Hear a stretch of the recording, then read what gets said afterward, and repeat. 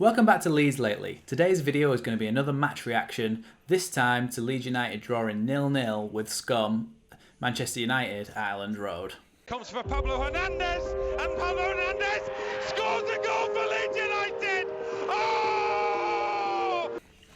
So, as we always do, let's talk about what happened with the starting lineup before we went into the game.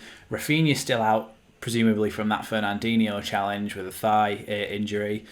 And Rodrigo wasn't back yet, and Cooper is still suspended from his challenge on Gabriel Jesus in said City game. So the first half, Leeds weren't fantastic at getting on the ball, didn't really create much. United didn't either, really. They had a few chances, namely the one where Rashford hit that free kick very well and Meslier was able to get his hand to that. And a bit of an insight on this one. I saw a video the other day from a few years ago where Petr Cech was talking to Sky Sports, I think, and showing basically some general goalkeeping techniques. And what he said was that any ball that is below your head height, you would go for with... So say if it was on this side of me, I'd go for it with this hand if it's below your head height, because you can get the biggest reach there. Obviously, I can't reach as far with this hand. However, if the ball is above head height, as it was with this free kick, if it was going in this top corner here, Meslier jumped with his other arm, because as you could see, this top arm is always going to reach further. So that's why when people say, why has he saved it with his sort of the third arm that was furthest away, that is why, because you can actually reach further with that arm. Other than that, from the first half, there wasn't really much to say. I mean, it was a pretty shit game, to be honest. Things that we can say that we did well were defensively, we obviously have improved massively since earlier in the season when we got absolutely hammered by them. But Phillips was on Fernandez this time. And Fernandez really, other than that chance where it was rolled across the box to him and he hit it across the post, he didn't really get any chances, and Calvin limited him massively. In the first game, Bruno was giving Calvin the absolute runaround, and Calvin Phillips just could not get a hold of him, and he actually came off at half-time in that game, if you remember. So the turnaround that he's had for this game was unbelievable. He was all over him like a rash, and then when he was pushed further up the field later in the game, he was then on Pogba, and the same thing was happening. So Bruno really makes them tick, and because he wasn't able to get on the ball and wasn't able to get in those good attacking situations and play his teammates in, they didn't create much. They didn't look like they were creating much. And it was the story of the game, really. The second half, we had that chance where they were just about to score, really, with Dan James. Alioski comes across and nicks the ball off him when he's just about to shoot. It was perfect timing, fantastic. We run up the pitch, very good counter-attack. Calvin Phillips gets it on the right of midfield, probably roughly on the halfway line. And absolutely arrows a quality ball to the left-hand side of midfield, nearly by their box. Costa takes a very good touchdown. Wan-Bissaka's closing him down, and Costa takes it on his second touch, takes it early, gives it a good whack. Wan-Bissaka gets a foot to it, but the ball just loops just over Dean Henderson's bar and could have gone in the top corner. But yeah, that was probably the closest we came in that game. It wasn't a good game, but people want to pick out again, and I seem to be picking out Diego Llorente every week, but he was very good today. Because I've picked him out for the last few weeks, however, I am going to go for the job that Calvin Phillips did on Bruno Fernandes. That was great.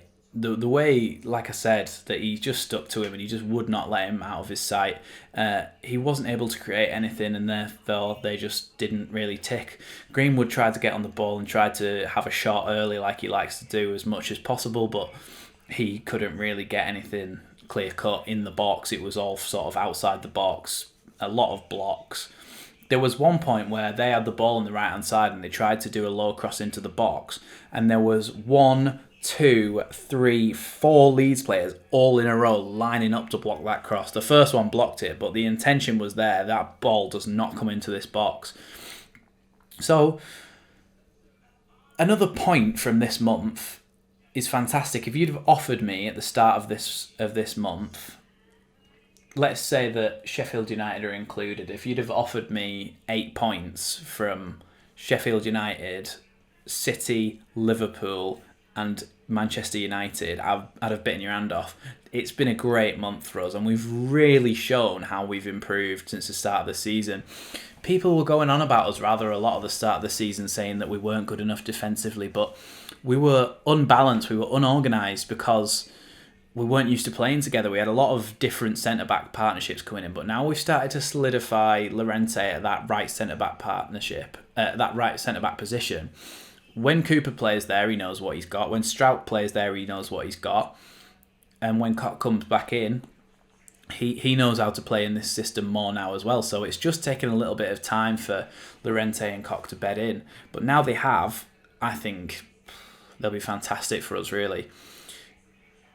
I just want to mention a quick thing, because we were putting light fittings up and stuff in my house today, so I sort of watched the Carabao Cup final.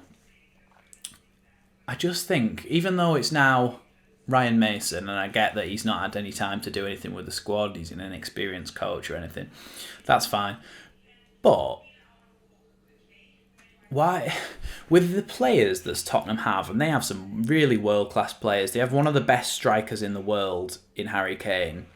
Heung-min Son is world-class. Højbjerg is a very good midfielder. Lloris is a World Cup winning goalkeeper. They have quality in their team, and proper quality. But they just seemed frightened of City. They didn't ever really go out and attack them. They had no real proper chances, and it just seems to me that they just let City dominate them. I know that's all easy said, but when we played them, we wouldn't have sat back like we did if Cooper hadn't have got sent off. So, and in the first game of the season, the first game against City of the season, we proved that, because we went toe-to-toe with them and we drew 1-1. So it's not as if there's no precedent for going out and attacking City and making a game of it. You don't have to just sit back and try and play on the break. But Tottenham really couldn't get out and couldn't really... They just couldn't really create anything, because they were closed down so quickly and almost just looked scared to go forward. And like I say, we'll let Ryan Mason off because he's in charge for not that long. But to sack Mourinho a week before a cup final, the man's a knockout merchant, a knockout tournament merchant. That's his bread and butter. That's what he has always been good at. To sack him a week before, it's mental. I know I said I was going to do a video about the European Super League, but in the time that I had, obviously I work full time, in the time that I had given myself to then record that video, it was done. It was over. Obviously we started the protests because we played the first game since it had been announced, but it was gone and dead and buried, and thank God for that. And really now all we need to do is try and push through something like the 50+1 rule, where obviously, if you don't know what that is, in German football, most of the Bundesliga clubs are majority owned by the fans, so that the board can't make decisions without consulting the fans. It's impossible for them to do. That's something that apparently Boris Johnson's looking at putting in place, but whether that comes to fruition or not, we'll have to wait and see on that one. But there is things that we can do to start to look at the way that things are divvied up in this country, to start with, because it does favour those teams. And I know they've now removed financial fair play, which was something that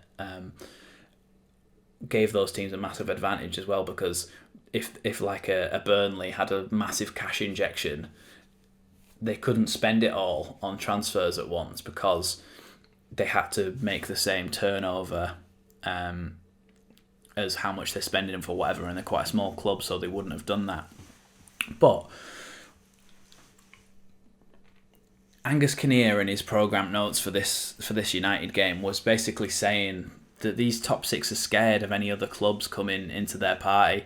So, like he said, brilliantly managed Leicester, West Ham with what they're doing this season, a resurgent Leeds, well, what we're doing and the ambition that we're showing, because we're not just going to sit around at the bottom of the table and hope we stay up every year. What Aston Villa have done this season, I mean, we're above Arsenal for God's sake, and they're one of the teams, we're newly promoted, and they're one of the teams that were supposed to be in this Super League. And I don't blame any of this on the fans, obviously, but it's just a bit crazy to me that it's not crazy to me, to be honest. These clubs, the owners, are scared of anybody competing with them, but then that makes for a more entertaining spectacle. That makes more people want to watch it if it's not the same couple of teams winning it every year.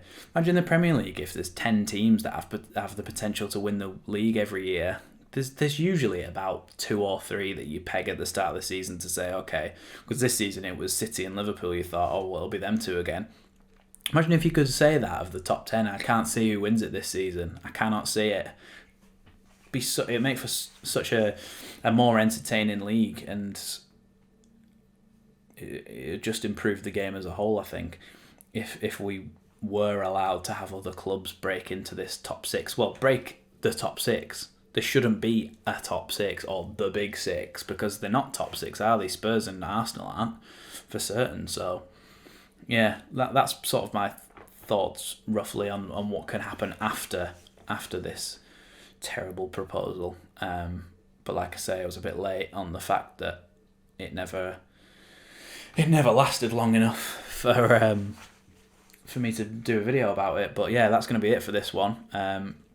We play Brighton next, so hopefully that's another 3 points, because this season we seem to have been turning around the ones where we've lost or drawn, and then in the reverse fixture we seem to have been able to win or hold them out to a draw. So let's hope we can beat Brighton this time.